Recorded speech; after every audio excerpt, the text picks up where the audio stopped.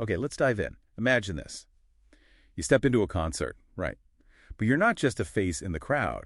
You're actually influencing the lights, the visuals, maybe even the songs that get played based on, like, your mood. Yeah, it sounds like something out of a movie, doesn't it? But it's really happening now with AI in virtual reality concerts. Exactly. And for this deep dive, we've gone through a whole stack of sources looking at how AI is fundamentally changing live music. Our goal here is to figure out what makes these AI-powered VR shows the ultimate fan experience, something totally new. So most people have probably heard of VR concerts. You pop on a headset, you feel like you're there. Right, that basic concept has been around for a bit. But the real kicker, the thing we're digging into, is how artificial intelligence takes that static VR experience Yeah. and makes it, well, alive. Yeah. Unique for you. That's the key difference. Standard VR often just, replicates a place. Maybe 360 video, maybe a pre-built world. But AI is like the brain. It lets the virtual venue, the body, actually react and change. In real time, it responds to what you do, maybe even the vibe of the whole virtual crowd.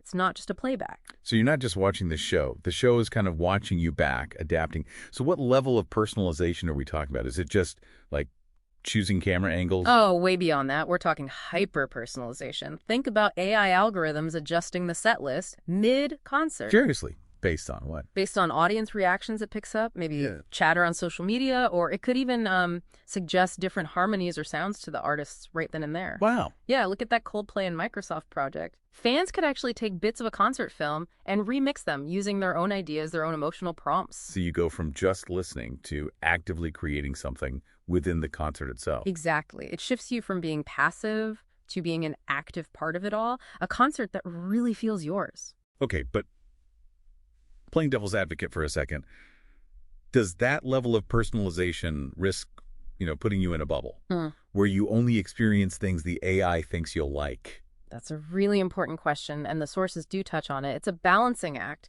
The idea isn't necessarily to isolate you, but to make the experience feel more relevant, more engaging for you. It's about enhancing that connection, blending your preferences with the artist's overall vision, not just creating an echo chamber. Okay, that makes sense. So moving beyond just tweaking the set list or visuals, what else makes this the ultimate immersion? It sounds like it's more than just sight and sound now. Absolutely. We have to ask, what does ultimate immersion even mean in this context?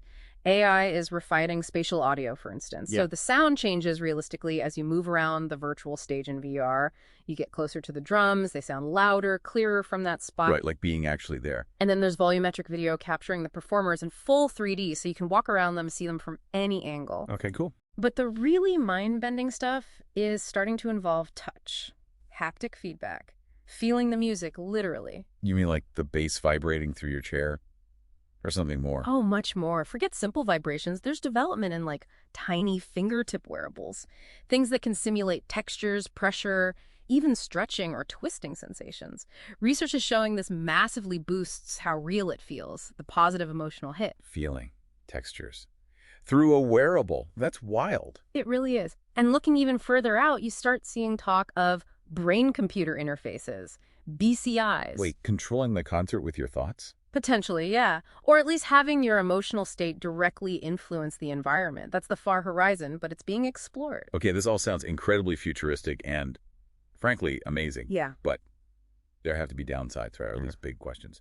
What about privacy, authenticity? Absolutely crucial points. When you're talking about technology that can potentially read emotional responses, maybe even biometric data like heart rate. Yeah, that feels invasive. Exactly. How is that incredibly sensitive data collected? How is it protected? That's a massive challenge. And then there's authenticity. Does an AI tweaking a performance or even mimicking an artist lose the live feeling? Think about the debates around things like the Tupac hologram performance years ago. Was that authentic? Was it ethical representation?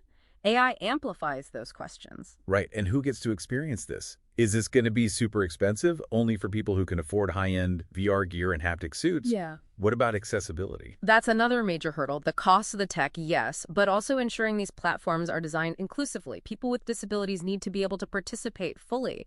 It really underscores the need to balance all this cool innovation with, strong ethics and a real focus on what audiences actually want and need. It can't just be tech for tech's sake. So, wrapping this up, AI in VR concerts isn't just a gimmick. It feels like a fundamental shift. It really does. It's blurring the lines between the physical and digital worlds, and even between the artists and you, the audience member.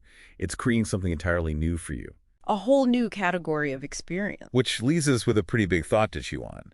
As concerts get this technologically advanced, this hyper-personalized, Yeah.